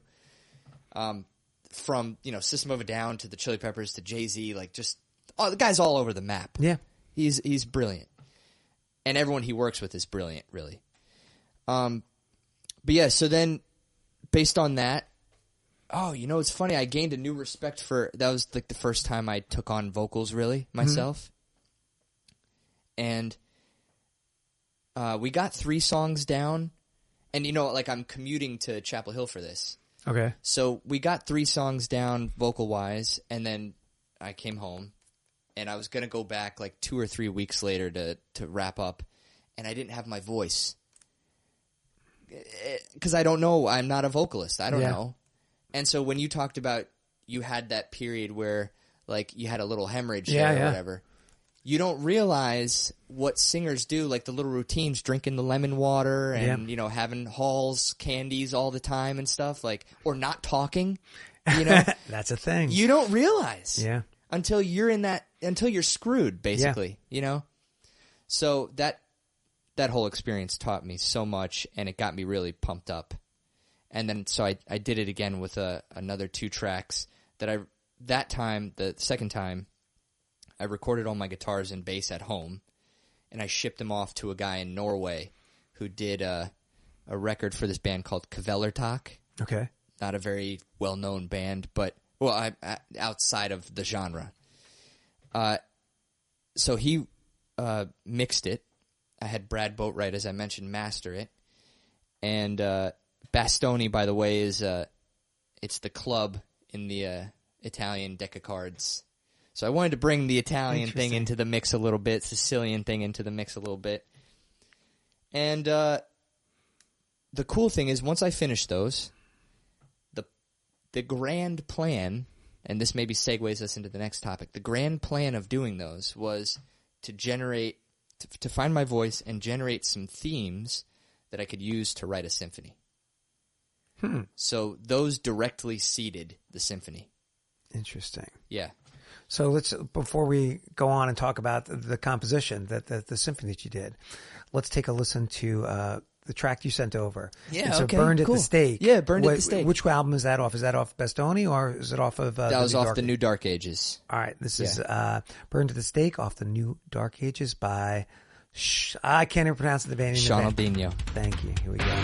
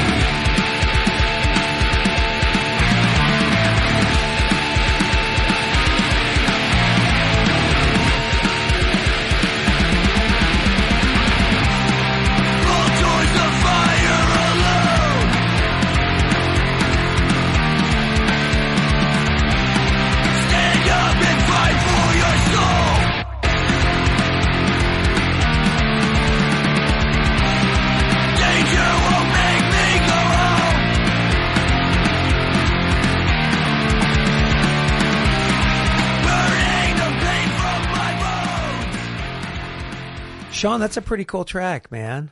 Thank you. I am generally not into that kind of heavy stuff, but pretty cool, man. Pretty good stuff. Thank you. Thank you very much. So we're going to segue, hard pivot. Now you've composed a symphony. Yeah.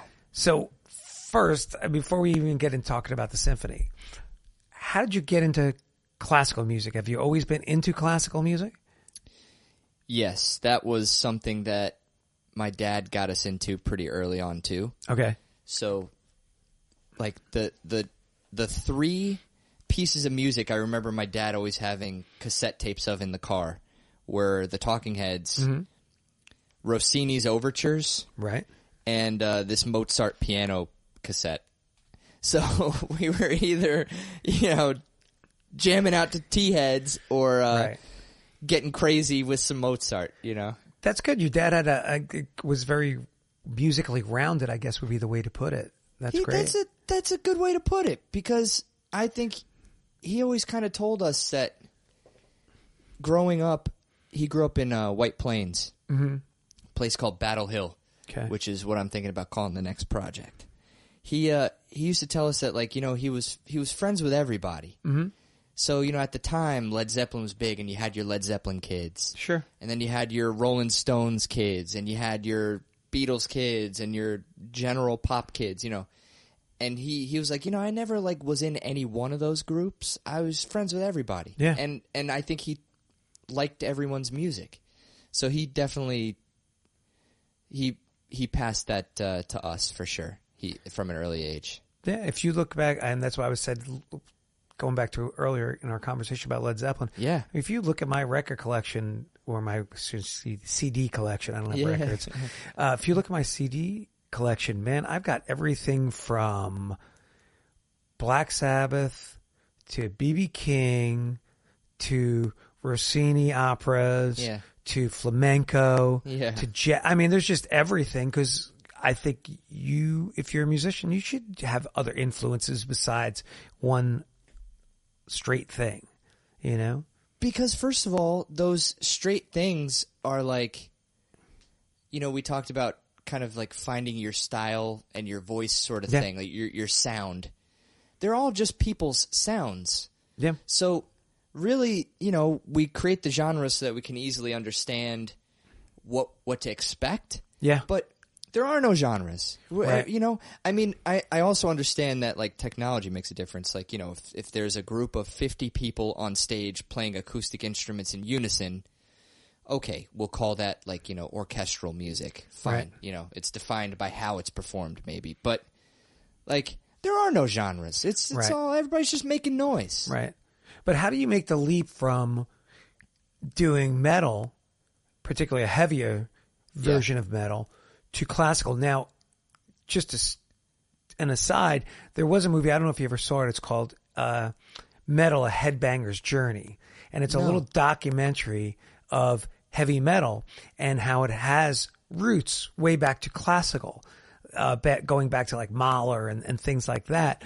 But how did you make that leap into classical? I mean, that might be something that a lot of people think, oh, it's too soft for me. Yeah, that's an interesting question. First of all, you brought up Yngwie Malmsteen earlier. Right. I mean, all your shredders like that, basically, first of all, were very inspired by like Baroque classical and everything, and neoclassical players. Yeah. Oh, yeah. Like I think about like a Jason Becker, who was like a huge inspiration of mine. Yeah. Like, so they understand the music theory behind it. Mm-hmm. Actually, even this is a even better example. There's a guy named Jason Ellis who was a founding member of this metal band called Black Dahlia Murder. Yes, I heard. Brandon Ellis. And when he talks about writing his guitar parts, he talks about like, modalities, and he talks about, key changes and modulation and just, things that like classical composers are doing when they're composing. Right. And it's, if you take away the distortion, it sounds classical, Right. So I think metal lends itself well because it's very instrumentally focused. Like I know when like my family members like say, "What do you like about this crap?" I'm not listening really to the vocals. They're there, but I'm listening to the guitars and the drums and everything that's happening. So there's already a good parallel. But then your question, I've never heard this before. This is a really good question about like, you're going from something that's really heavy and aggressive to something that someone might consider like, well, it sounds a lot softer. Right. And I think I agree. It is less abrasive, usually. Right. But you can make a violin sound pretty abrasive. Oh, yeah. Like think about like all the scores for like Hitchcock movies. Yeah. And I think maybe subconsciously, or just I knew that I wanted to do it, but I just never sort of said it to myself. I wanted to try to bring some of that same aggression and energy to classical music. So I did that through a combination of part writing and some of the orchestration. But like, for example, there's a part in the first movement. Oh, no, actually, it's in the third movement, and it's sort of like a refrain of the movement where I just have violin one just playing out of their pants, just playing as hard as they can to the point where, like, I almost like kind of punk, if you will. Like, they're really just making it squeal, kind of, as opposed to, like, really neat and tidy, like, tick, tick, tick, tick, tick, tick, tick. And then it goes, there's a little riff towards the end of this refrain where, like, it goes really, really high to the top of what the violin can do. Right. To the point where it's like, how sometimes you have a guitar with 24 frets, sometimes you got 22, and if you got 22, you'll bend to get 24, That's what I'm asking them to do. Because, and a traditionalist or purist, I don't know what you'd call it, would probably be like, oh, yeah, but that's not going to sound good. Right. That's kind of the point. But that's not to say that I'm trying to do this modern piece where, like, it doesn't sound good and that's intentional. It's like, it's a very harmonic and pleasing, thing to listen to. Sure. But I'm trying to bring some of that, like, middle finger rock and roll thing to it a little bit. Yeah, but when you're going back to the leap from metal to orchestral music, there's a learning curve. You don't just don't walk in and go, I'm going to write a symphony. Yeah. Like if you do, you might get the strings correct. Yeah. Okay, we got violin 1 is going to be the lead. Violin 2 is going to kind of be like a second guitar. Maybe they're doing a harmony. Yeah. Maybe the viola is going to be right in the middle, and I'm going to have them do this. And the cello is going to be my bass line. All right, maybe you could figure that out. Yeah. But it's everything else that goes together to make an orchestral work. Yeah. So... Yeah. You're not studied. You didn't go to school. Right. You didn't study composition with at a college, with like a lot of friends that I have who studied orchestral music or studied composition, I should say. Yeah. So how do you make that leap as a metal player into the classical field doing orchestral stuff? That's also a great question. I think, like when I read, I usually read nonfiction.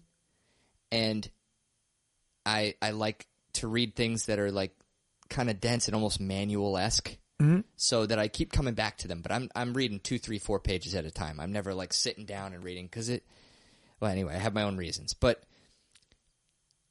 years before I decided to do this piece, I picked up a book, Fundamentals of Musical Composition by Arnold Schoenberg. Mm-hmm.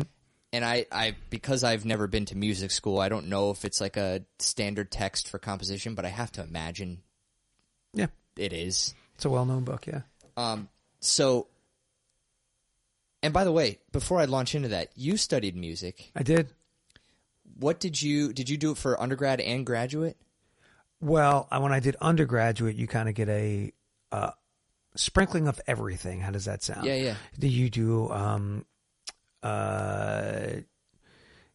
study your instrument, you study history, you study orchestration, a lot of stuff. And honestly, I mean, there was a lot of things that I didn't care about. I cared about playing guitar. Yeah. And that was kind of where my head was at. But yeah, you study a little everything. And then when I got to graduate school, it was, you study other things, but mostly, I'm focusing on playing my instrument. That's what I'm there for. Okay. So you were like a performance you were interested major. In performance. Yeah.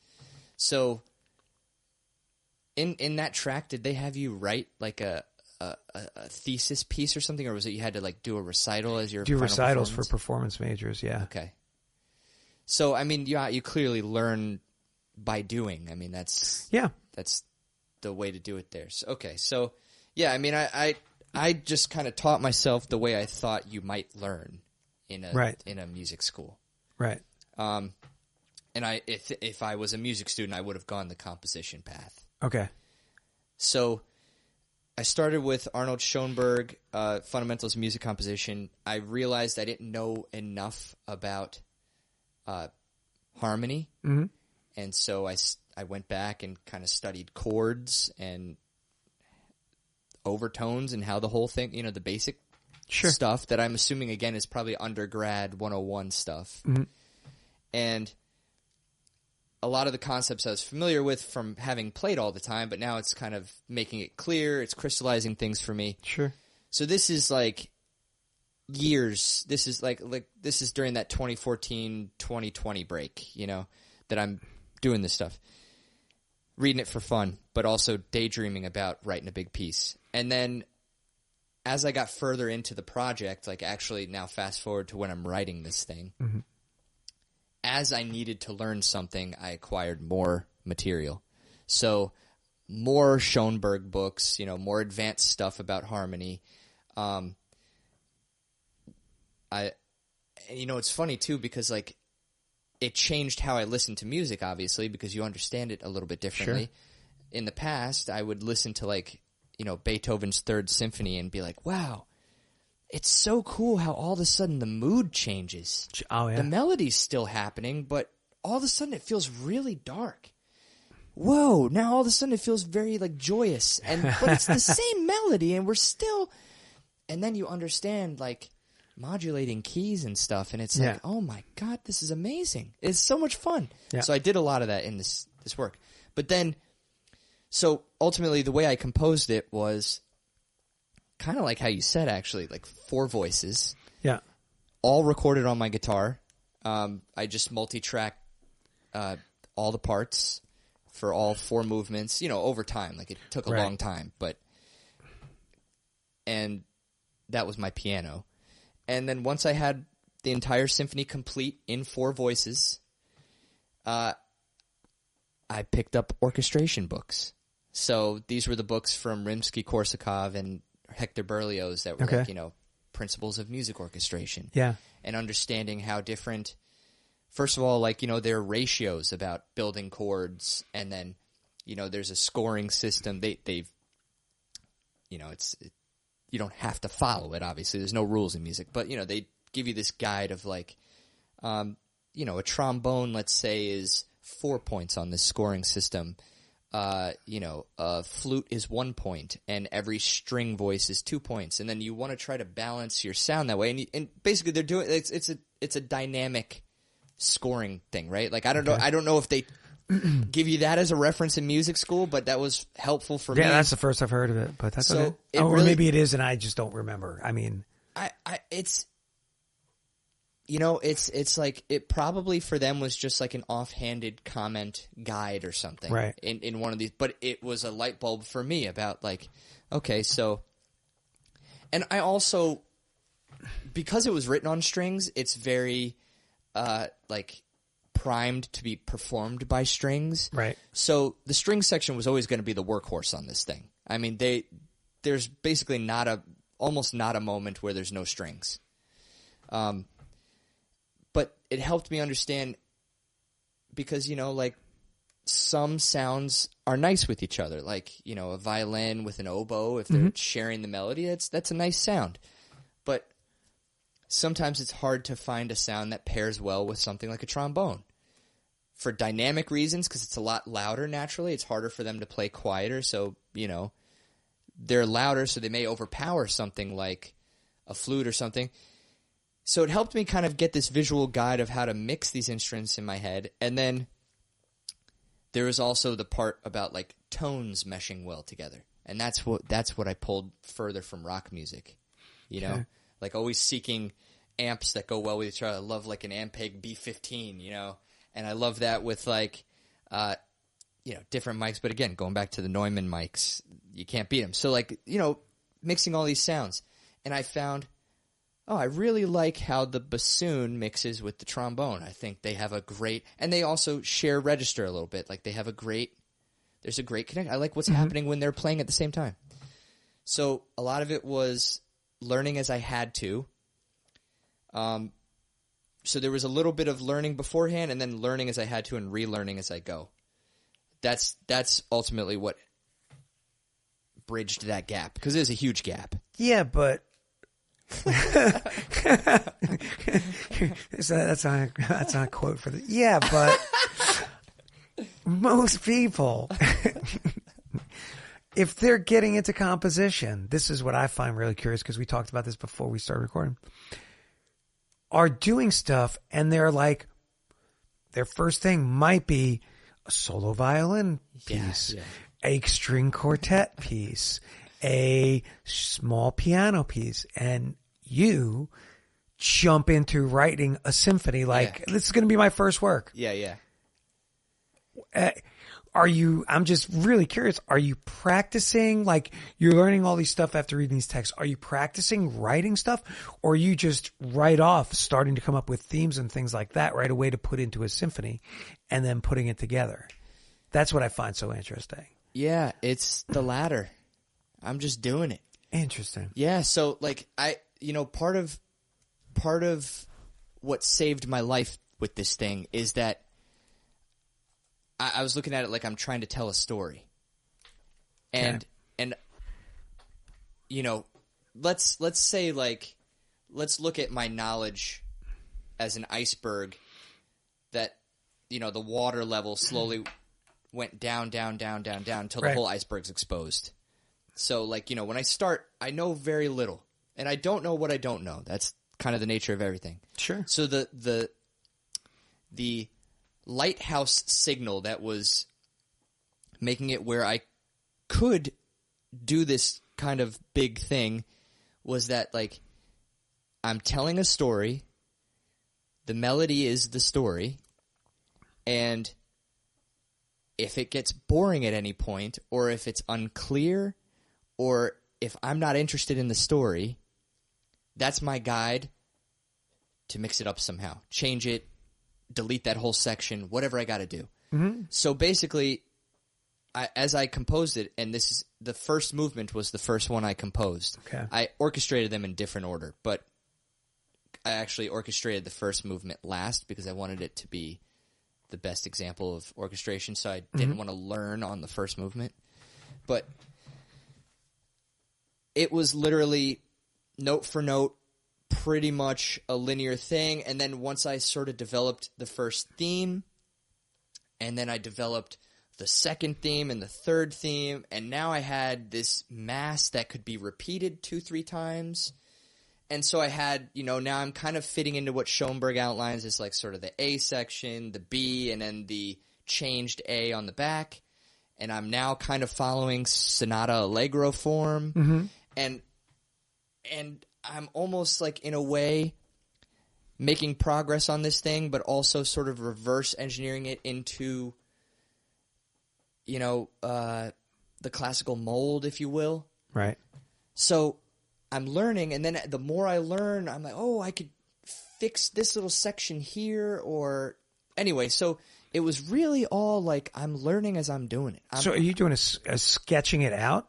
Am I? There was a lot of sketching. Okay, so like when you're not just sitting and writing it at, I don't want to say in real time, but you're not like, okay, I've got this measure. What am I going to put here? You're like, all right, I've got this theme. I'm writing another theme. How am I going to blend these together? Where do I revisit this? Okay. What are like my motive forms that I want to revisit? How do I want this to feel? I mean, I went crazy with this thing. Like I was, at the moments that I wasn't working on it, that I'm just like sitting at my desk at work, and I have a free moment, I'm on a piece of paper just drawing the structure.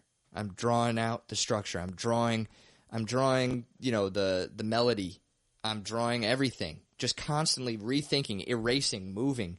I mean, I made 1 second of progress a day on this thing, because I'm constantly, and the better I got at it, the more I understood what I was doing and what I was trying to accomplish. It went a little bit quicker, but it was just like a lot of visualizing, a lot of redoing, correcting, and I mean correcting in the sense that like correcting the course, not necessarily like I did anything wrong, because you kind of can't. But then even, there was like two sort of interesting little stories here. When I had the whole thing composed, or so I thought, all 4 movements, I was on the whiteboard, and I drew out the movements on the whiteboard, sort of visually representing them, and then I had a different marker for the theme, for motive forms, and for emotion. And I tried to see where the different motives connect through all the different movements, so that there's that parity, I looked at, where am I revisiting this theme? I give you a taste of this theme in the first movement, and then the final movement, it becomes like a really major thing. There's like a fugue in there. There's all this stuff, and I'm seeing how everything relates, and now it's helping me further refine the composition. So that's sort of one thing that's happening while I'm writing this. But also, when I got to the orchestration part, I just had this huge list of emotions, and I thought about, okay, like they kind of have it in groups of like main and then sub-emotions and all these things. All right, based on the emotion that I'm trying to elicit in this particular place, is this the tone color? Is this the orchestration that's going to accomplish that? Right. So I don't think any of that is what they're teaching you to do in music school, but it was my process, Yeah, but what I find really interesting is that you're just somebody who wanted to do it and loves the music. Yeah. And didn't feel the need that I got to go study formally to learn how to do this. I'm a pretty intelligent person. I play music and I could do this, you know, and I'm going to figure out how to do it. It almost reminds me of like excuse me. I shouldn't say that on my own podcast. It almost reminds me of somebody who needs to fix a car and you go find the books. Yeah. Like when I was a kid, it was like you had to go to the library and find the book and you got the book for those years' cars and you would go figure it out, like how you had to do it. Oh, this is how I fix the brakes. I have to take this off, then this is the calipers, and this and this and this. And, you know, there may be certain things that you learn how to do. I messed up a couple of times fixing my own brakes.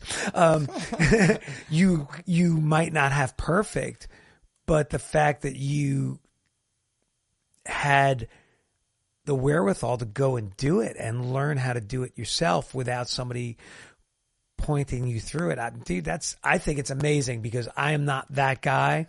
Like I will go to a teacher and be like, how do I do this? Yeah. Show me how this is done. Yeah. You know, cause I'm not going to I can't sit there forever and do it. Like I need like a little cut through, I guess, as it were. Yeah. Yeah. And then there's a lot of composers who would go to school and their teacher has too much of a heavy hand in what they're doing. Yeah. You know, I have a few friends who went and they didn't like their teachers. Yeah. Yeah. You know, and what they were doing because they would just, no, that's not good enough. You need to do it like this and you need to do this. You need to do that. Well, you know, I think that's a great analogy. The car analogy is a good one because that's exactly what it Today is. Today is almost YouTube. Yeah, exactly. I just said I'm going to figure this out. I'm just doing this. Yeah. And you know, as long as I live, I'm going to do more. I did it and I'm like, this is what I want to do. And now any future rock music I write is basically just to give me themes to use in symphony work. Like this is 100% where my focus is. But I was always really jealous of the kids that got to go to music school. I think there's a part of that. Like, oh man.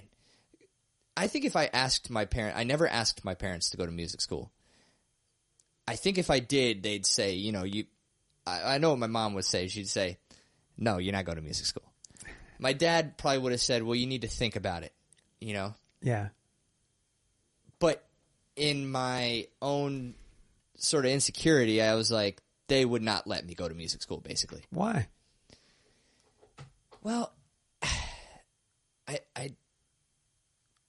you know, it's interesting. Everybody has kind of their own path, and I thought mine was, you know, I was an intelligent kid. Yeah. I was in, you know, advanced classes, did pretty dang well on the SAT. I could have gone anywhere to any school. Like getting into school was not a problem. But I felt like because I was intelligent, I had to do something that was like, better career path? I guess. You know, like just something that was like, oh, well, you know, only smart people can do this. You know, you need to go be a rocket scientist. Right. That's what I thought. Like, and I was incredibly immature when it came time to go to college. This was a terrible time in my life, actually, because I was so immature. And when I did get to college, all I wanted to do was play music, and that's all I did. I failed a few classes. That's why I went to school for music, because that's all I was interested in doing. Looking back, I would have told my young self, first of all, take time off before you go to college. Yeah. Take a year or two, work. It's not a problem. Yeah. Because I ended up taking a year or two anyway on the back end. So it's like, take a year or two. But secondly, if that's what you want to do it. Sure. Period. Because for one thing, you'll be engaged. And you don't just, again, coming back to music being this purposeful thing, like, you're not just gleaning information to make you a better musician. You're learning life lessons with everything you do. Yeah.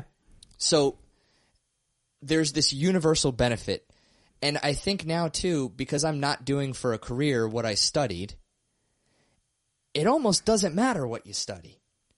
Go to school, go learn, immerse yourself in something that you're going to care about, and then whatever you do for a career, it may even change a few times. Oh God, yeah. Who cares?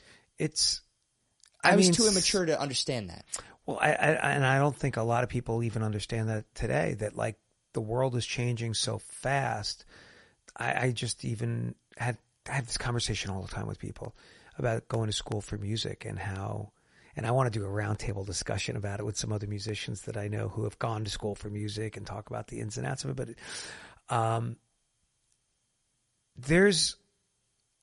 I don't know if people realize, like, or the young people going in, I should say, realize what they're really in for. Yeah. No, not and at I don't all. mean the coursework, because that's the easy part. Yeah. It's the getting out and not having a career. Yeah. Like, you don't get out and just like the world goes, I went for classical guitar. Oh, you're a classical guitarist. You walked out with a master's degree from the Cleveland Institute of Music. You are a genius. You have this. Yep. We're going to give you all these performances. That's not the way it works. Yep. You know, I mean, if you're a violinist and you're a solo violinist, guess what? Now you got to go chart your own career path. If you're playing an orchestra, now you got to go try a billion auditions to hopefully get a career with an orchestra. And if you're the top like 1%, maybe you get it with the big five. Yeah. You know? Yeah. Boston, New York, Chicago, Cleveland. I mean, maybe you're lucky to get one of those symphony jobs. But, right. I mean, the schools today, I don't know if they're adequately preparing the students for the realities of being a musician. And it could be classical, or it could be if you go to a school like MIT, Musicians Institute in California. Okay. Yeah. Like, what is, after I pay all this money and I come out, you know, $70,000 in debt, what is my career path? Right. You know, so it's real interesting that somebody who didn't go to school for music can almost pine for not going, but the reality is you might have made the right choice for yourself. Yeah. I mean, that, and that's for a lot of reasons. Yeah. Actually, my cousin went to Berkeley for piano and marimba. Okay. And she was older than me. And I thought that was the coolest thing. Yeah. And she ended up like working for John Mayer at one point. Mm-hmm. And I'm like, and then she lives out in California. I'm like, this is the coolest thing ever. But I can't do that. Stupid. It's stupid. But to your point, maybe this is how it had to happen. That's the other piece of like mature wisdom that I think I have now is like, you know, fine. You want to regret things. That's fine. You shouldn't. You should aim to not regret many things. Sure. But I look at it like I wouldn't change, despite having really suffered those college years. I wouldn't change it because I am where I am. Sure. And this is definitely where I want to be right now. You know, I have a good job. I have a family. And I'm able to pursue my passion for music. And I'm very clear on what I want out of music. And I also have some friends who went... Actually, another friend of mine who went to Berkeley for guitar. He was my age. And he said, like you said, it actually pushed him away because it felt like playing music was homework and it was no longer like this passionate, fun thing. Yeah. So it is. I wonder if it is also a little bit of a grass is always greener. But nonetheless, I had very much had a chip on my shoulder from not going to music school. Yeah. And knowing that well, not knowing, but getting the sense that you wouldn't be taken seriously if you didn't, study composition at the conservatory. Right. Yeah. And you don't have to. Yeah. I mean, there are so many, and maybe I have this conversation with a friend of mine all the time. It's so funny. I should have him on the podcast, even though he's not in town. There is a drive in a lot of us. And I think it's that drive of I'm not good enough, which pushes you to do what you're doing. Yeah. Where there's a lot of people who you might look at who are like, oh my God, they're so good. But maybe they're so used to being so good.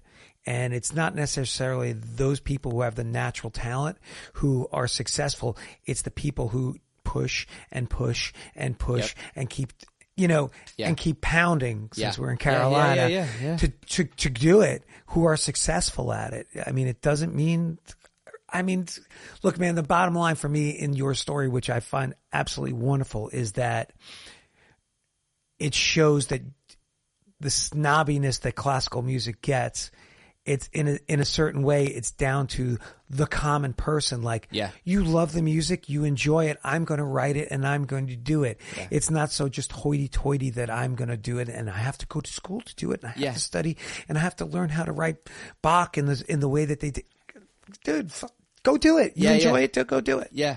Which is beautiful, I think. Oh, I'm happy to hear that. I mean, I'm sure there's going to be somebody who's be like, oh, this is not that, and this is not. But they're not you, and they didn't do it. You wrote your symphony. Yeah. Did you write a symphony? Yeah. Great. Right. Why don't you go get it published? Why don't you go get it performed?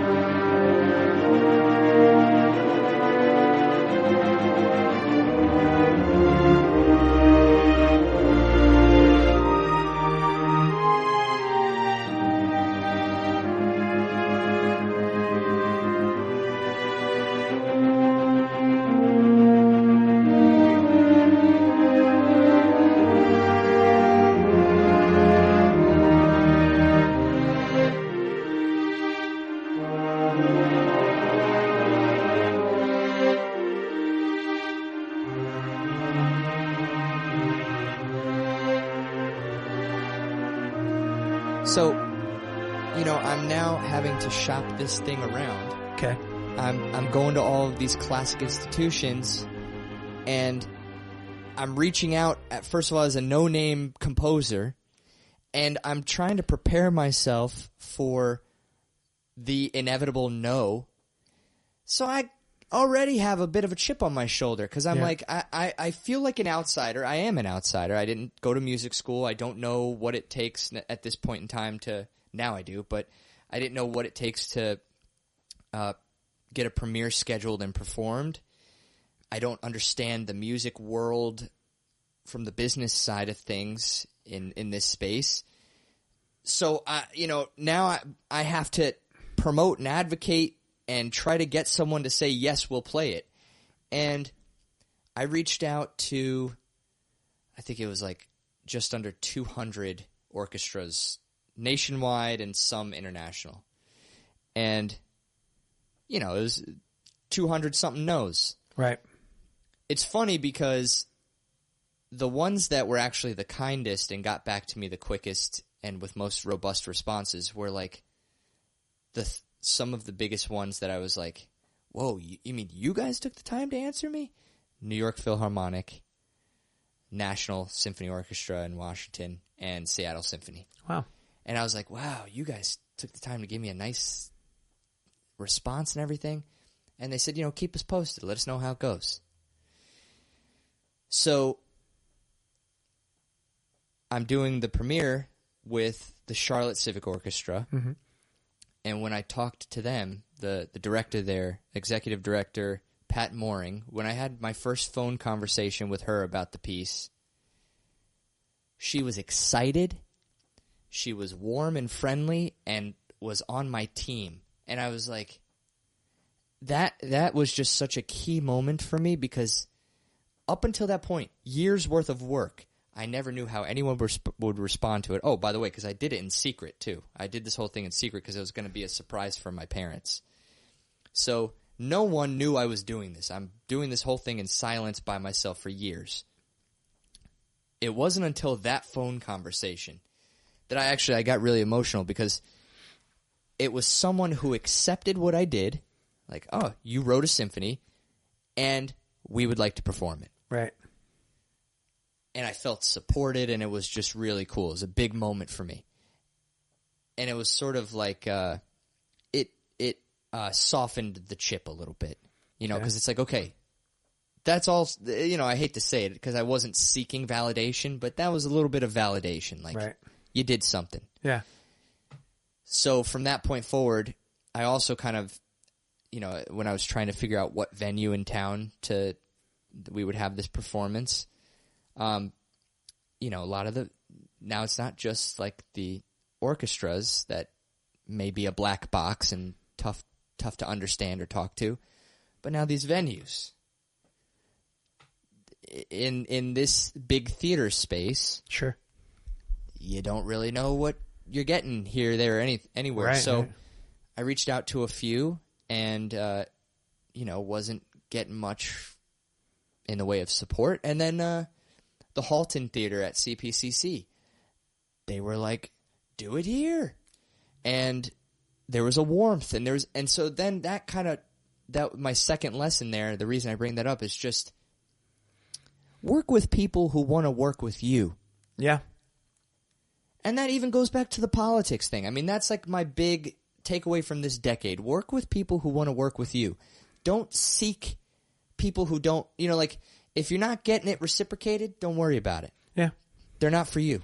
Absolutely. So you're going to have the symphony performed. We're recording, of course, in September, but you've got the symphony getting performed by the Charlotte Civic Orchestra. Yep. In October. What's the date?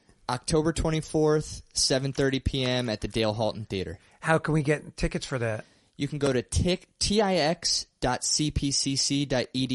tix.cpc.edu, or you could go to my website, seanmichaelsmith.org, and you can go to I have a big thing on there. You can click Get Tickets. That's fantastic, man. Bring friends if you're interested. Come to this. I wrote it with the intention that people who don't normally listen to classical music would enjoy it. So I'm hoping we get all kinds of people out there and dress up and make it a big night. That's what I say. Are you have any plans after this premiere to shop it to other symphonies and see if you can get other performances? I have a couple cool ideas.